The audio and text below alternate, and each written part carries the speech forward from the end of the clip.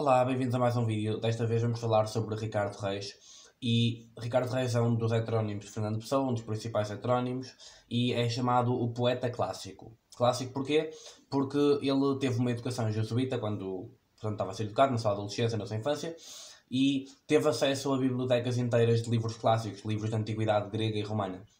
Então, ele acaba por não acreditar mesmo, mas por acabar por ser influenciado na sua literatura, na sua escrita, pelos deuses pagãos. E ele volta a trazer estes conceitos para a sua poesia e, portanto, chama-se neopaganismo. Neo porque está a trazer de novo. Já é algo que na época não se fala, algo que já passou de moda, mas ele traz de novo e utiliza hoje. Portanto, ele acredita de alguma forma em deuses e estabelece uma hierarquia, em que primeiro são os animais, depois os homens, depois os deuses acima dos homens, e acima dos deuses está apenas uma coisa que é o destino, o fado. Nem mesmo os deuses podem escapar ao destino, o destino está sempre ali à frente e, portanto, é inescapável. E então ele pensa, ok, o destino, que destino é que me espera a mim? Que destino é que espera a toda a humanidade? E ele acaba por perceber, ora bolas, é a morte. Então ele desenvolve uma espécie de obsessão com a morte, porque ele sabe que é o futuro inevitável, não há nada a fazer, e acaba por aceitar esse facto e pensa, bem, já que um dia vou morrer, vou tentar aproveitar a vida. Qual é a melhor forma de o fazer? Então ele acaba por tentar perceber qual é essa forma e quando percebe, reflete na sua poesia numa tentativa de nos explicar a nós, de explicar ao leitor qual é a melhor forma de viver segundo ele, e ele está certo, né? Pronto, segundo ele, qual é a melhor forma de viver. E isso acaba por mostrar um discurso oralizante, um discurso moralista e exortativo, ou seja, ele está a falar connosco, nota-se que ele está a tentar comunicar, e ele fala não só na segunda pessoa do singular, do tipo tu, mas também no nós, na primeira pessoa do plural. Ele diz, nós devemos fazer isto, se nós queremos ser felizes, que nós façamos, etc. Então utiliza-se o modo conjuntivo, sempre com um sentido de imperativo, de dar conselhos, ou então utiliza-se o próprio imperativo do género, se queres ser feliz, faz isto. E no conjuntivo é que nós possamos ajudar o próximo, sei lá. Então, as respostas que ele consegue obter e passar-nos sobre qual é a melhor forma de viver acabam por remontar à filosofia, também um bocado clássica, mas especialmente da antiguidade, e são o epicurismo, o estoicismo, o eracionismo, vem de Horácio, ok? Horacionismo, e acaba também por falar um bocado do paganismo, mas tudo junto. E é um bocado engraçado porque o estoicismo e o epicurismo eram vistos como coisas antagónicas, como opostos.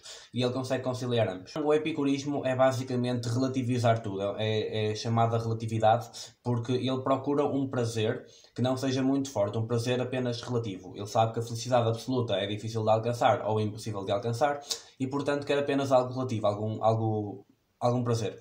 E tenta mostrar a sua indiferença quanto à morte, apesar de ele ser um bocado obcecado com isso. Ele diz que devemos ser indiferentes à morte e aceitar simplesmente, ok, vai acontecer, vamos não pensar nisso. E portanto ele tenta não querer saber muito do que quer que aconteça. Para ele tudo é relativo, tudo é bem, isto não importa porque um dia vamos morrer. E assim, não se preocupando muito com as coisas, não tendo muito stress, vai conseguir ficar tranquilo da vida, vai conseguir ficar favorável e vai alcançar aquilo a que se chama ataraxia. É uma palavra importante neste imaginário de Ricardo Reis. Ataraxia é basicamente a ausência de problemas. Taraxia, eu suponho que sejam problemas ou stress, e a significa a negação disto. Portanto, a taraxia é o objetivo do epicurismo. Depois temos o estoicismo. O estoicismo é basicamente ter a força, ter o intelecto suficiente para abdicar dos prazeres. Ou seja, a vida é feita de dificuldades e se nós nos focarmos nos prazeres vamos ser fracos. Temos que ser de facto fortes para lidar com aquilo que vier. E isto implica muito a abdicação, o sacrifício das coisas boas. Então, o que é que isto é na prática? É ele não ter grandes paixões. Ok, eu até gosto de jogar basquete, mas só gosto, não amo. Eu até gosto desta rapariga, mas eu não a amo, ok? E depois, por exemplo, ele tenta, e mostra isto no poema Vem Sentar-te Comigo, Lídia, que basicamente ele não lhe quer dar as mãos que quer, porque sabe, eu dar-te as mãos é eu envolver-me, e ao envolver-me começa a ter paixão. E se tiver paixão, quando um de nós morrer, o outro vai sofrer. Portanto, basicamente toda a ideia do estoicismo é é ser forte para não sofrer. Só que este ser forte implica abdicar de muitas coisas, portanto, pode ser argumentado que não estão a viver a vida. Mas pronto, para ele isto é a forma certa de viver, porque nunca vamos ter dor, ou a dor que vamos ter é muito, muito leve, porque nunca nos importamos realmente com as coisas, nunca sentimos realmente as coisas.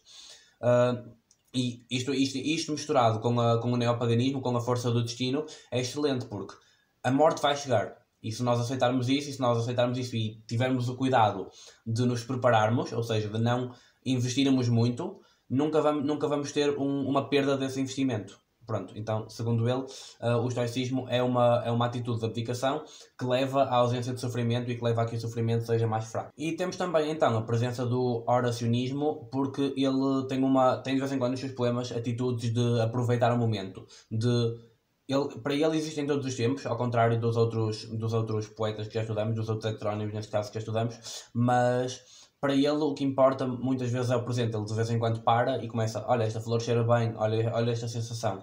Eu tomei nota de uma que era o perfume da flor suaviza o momento. Então, pronto, basicamente ele de vez em quando gosta de aproveitar o momento e isto entra o carpe diem, que é exatamente isso que eu disse em latim, e o oracionismo, o filósofo Horácio, incentivava esta ideia de aproveitarmos o momento, não nos preocuparmos nem com o passado nem com o futuro, o que importa é o agora. E pronto, depois temos também algumas marcas de influência clássica, eu já disse que tinha, mas não expliquei onde.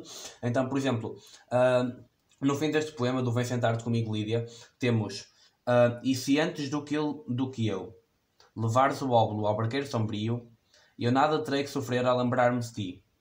Ser-me-á suave à memória, lembrando-te assim, à beira-rio, pagã, triste e com flores no regaço. Basicamente, ele diz que quando ela morrer vai ter um rio, isto é metafórico obviamente, em que vai dar uma moeda ao barqueiro e o barqueiro o vai levar para a eternidade.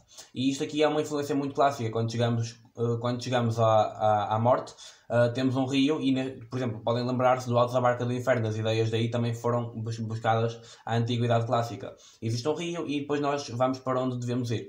Portanto, nota-se essa influência não só neste poema, mas também noutros. E pronto, a mesma ideia do fado é muito da Antiguidade Clássica e dos deuses gregos. Da mesma forma que ele tem este culto pelo destino, esta obsessão com a morte, também há um terceiro elemento que é bastante importante e que aparece no poema antes de nós nos mesmos arvoredos, que é o tempo. Ele está obcecado com o tempo, porque na verdade a única coisa que nos separa a nós do nosso destino, que é a morte, é o tempo que temos até lá. E o tempo, tal como o destino, não pode ser alterado. Nós temos este tempo e não vai aumentar. Desde que nascemos o tempo está sempre a contar para baixo. E pronto, ele também tem essa obsessão e neste poema vai ser na conclusão. Eu vou primeiro explicar um bocado do poema e depois concluo. O poema compara-nos à natureza, mostra que nós somos parte da natureza tal e qual, mas que temos uma coisa diferente, que é nós achamos que somos mais do que isso.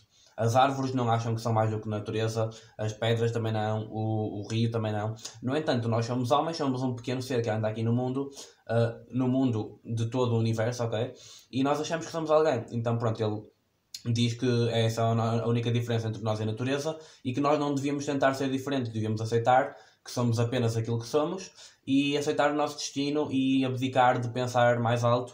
E no fim, ele conclui com a última quadra que é: se aqui à beira-mar o meu indício, na areia ou mar com 3 ondas o apaga, com ondas 3 o apaga, que fará na alta praia em que o mar é o tempo. Ou seja, se mesmo andar na praia, isto é metafórico mas resulta muito bem, se nós andar na praia, damos passos na areia e passam umas ondas e as pegadas já foram, o que é que nós somos, tipo a nossa influência no mundo, o que é que isso é comparado ao tempo?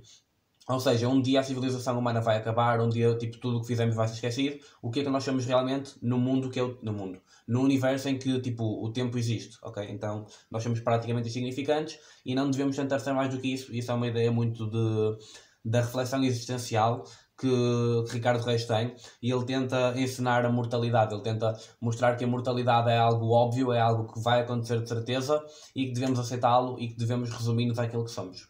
Pronto, então Ricardo Reis é basicamente isto, tem influências clássicas, muitas das suas filosofias de como devemos viver a vida são misturas entre o epicurismo, o estoicismo e o oracionismo, e que ele tenta juntar muito bem, apesar de algumas delas serem vistas como opostas anteriormente. A sua linguagem é muito de que que quer ajudar-nos a viver a nossa vida da melhor forma e utiliza o imperativo para isso. Quer seja o modo imperativo, quer seja o modo conjuntivo com tom imperativo. E portanto é praticamente isto que precisam de saber. De resto, podem ler os poemas e tentar aplicar o que aprenderam neste vídeo nesses poemas e tentar interpretar da melhor forma. Portanto, boa sorte.